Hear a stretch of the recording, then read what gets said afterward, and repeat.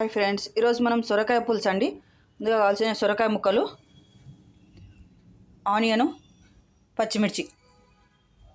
ముందుగా గుండి పెట్టుకొని గుండి వేడాక ఆయిల్ వేసుకోవాలి. జీలకర్ర ఆవాలు,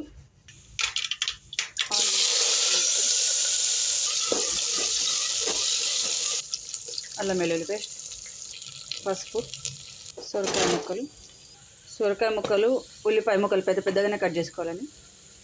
వేసి బాగా కలుపుకున్నాక మగ్గే వరకు మూత పెట్టేద్దామండి.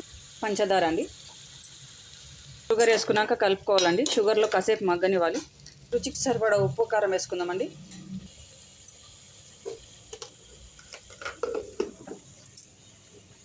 ఉప్పు కారం వేసుకున్నాక కలుపుకోవాలండి. ఈ విధంగా కలుపుకోవాలండి.